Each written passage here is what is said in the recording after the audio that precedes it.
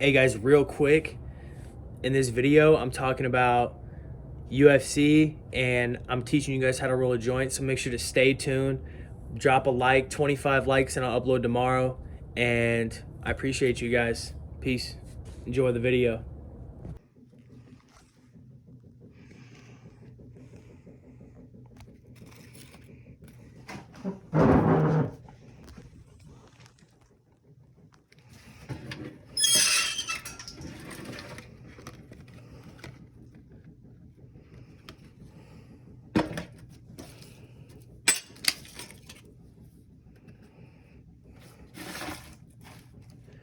What up, guys? So I think I have finally figured out the best angle to teach you guys how to roll a joint.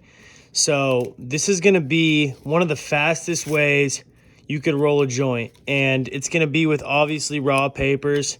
I already grinded my product up here. Get the paper ready. So let's say we're going to start the timer at 1 minute into this video. So 7, 6, 5, 4, 3, 1 second. So timer started. First thing you want to do is position that filter like this. You want to make this completely cone shaped. Next thing you want to do, simply just put your stuff in the canoe or in the cone or whatever you guys want to call it, right? And then you just want to get it as much as you want. You know, this isn't about time and speed. I'm just showing you how quick you can really do this. And then start on the filter side and kind of pack that like this. I want you guys to really pay attention. Pack it over like I just did. May take a few times. Get it real low on there and just tuck it over like this. And the roll is essentially over at this point. And now you just roll it and lick it. And bam. 55 seconds it took me to roll this bad boy. And obviously finish sealing it, whatever. And now let's see how it smokes. What up, guys? Me again. So today's video is going to be a little bit different. I've made a couple videos like this on my channel.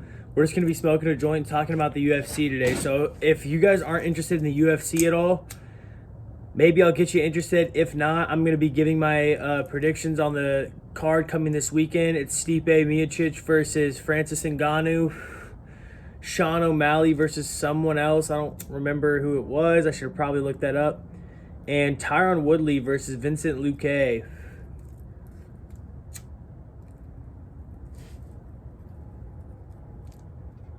By the way, I was priming this. You guys should always prime your joints. Just get it a nice even roach around the top of it before you light it, and then light it. It makes it taste better, it makes it burn better, I swear to you.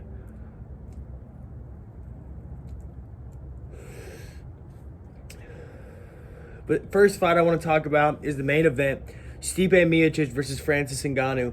So obviously in the first fight we saw that Francis was like on the rise in the UFC. He was, he knocked out All-Star Overeem. He knocked out some other big names in the sport, and he was on a straight up tear. And he ran into Stipe Miocic for the belt. And Stipe took him down 7 times and landed 200 strikes compared to 50 strikes. Stipe ate his hardest shots. So the real difference is going to be in this fight is Stipe going to be able to take big shots, number one? And number two, is Francis better on the ground? Is Francis a better fighter? Because if Francis is that glorified striker like he has been his whole career, I don't know if he's going to be able to beat Stipe. Because surprisingly, Stipe is definitely one of the greatest in the UFC, one of the greatest heavyweights of all time. And I was watching an interview this morning, and it was mentioned that, Stipe is not necessarily like the Conor McGregor type guy. He's just a fighter, and he's just a good fighter. And, Francis is kind of like the next potential, like, Conor McGregor type star, pizzazz type, dude. And That's interesting to me. You know, I would rather watch Conor McGregor any day than Francis Ngannou, for one. And number two, I think Stipe's whole personality and attitude in general is pretty dope. I mean, he's a very likable guy. He's just like the nicest dude ever, or at least it seems like it over the internet. But either way, he's portraying himself well, and I'm excited to see that fight. My prediction is that Stipe is going to beat him in unanimous decision, or Stipe is going to tap him out. That's what I think. So fight number two that we're going to be talking about is Tyron Woodley versus Vincent Luque. So Vincent obviously is not a huge name in the sport. Everybody's probably heard of Tyron Woodley. He's been around for a long time. He went to a college pretty close to me. He went to Mizzou, and he was a hell of a wrestler in college. And I really, really hope that Tyron Woodley like snaps out of his little mental phase and just knocks the shit out of him, and then is a top contender. I would literally love that. I'd be so proud and happy for him. Part of me thinks that he's not going to wake up. Part of me thinks that he is. So I'm going to leave that one up. I'm not going to put any energy in the air for either side. And I'm just going to hope to see a good fight. And I want to see Tyron throw a really hard punch. I want to see him connect with one as well.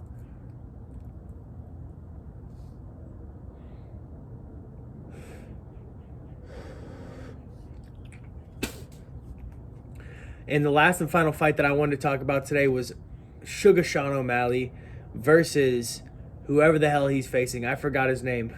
So I can't really talk much about that guy, but I obviously know that he's on a, not Sean, but the other guy's on a 2-fight skid, and so he's had a couple losses. So this should be just a freight train for Sean O'Malley. He should absolutely just go in there and tear him up and show why he deserves to be in the top contender spot, why he deserves to be even top 10.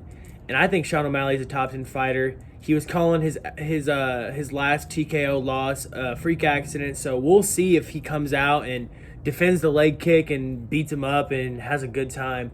So I'm excited, man. I love Sean O'Malley. He's one of my favorite fighters right now, and it's exciting to see him get back in the ring so soon.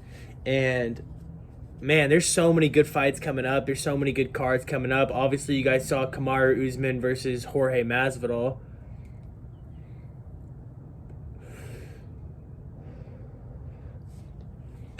I'm sure we're going to be seeing a fight for the, I believe it's, what even is it, a welterweight belt? The welterweight belt is up for grabs. So that's going to be super exciting. Justin Gaethje, Conor McGregor, Tony Ferguson, Oliveira is a beast. There's just so much class there. And then we're going to see what happens with the 135-pounders. Those guys obviously had a little mix-up with Aljamain Sterling winning that fight, which I don't understand why. I think it was an intentional knee, but I think it should have been docked a couple points or called a no contest. It shouldn't have been a win for Aljamain Sterling. I understand the rules, though. I get why it was a win, but it's just confusing to me.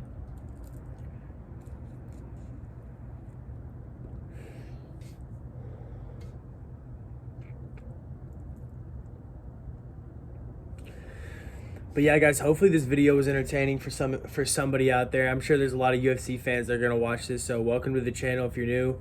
I talk about a lot of random stuff. If you guys want to see UFC stuff, make sure to smash that like and do what you do best. I got 20 likes yesterday, so thank you for that. It's been XCal. Have a good day and peace out.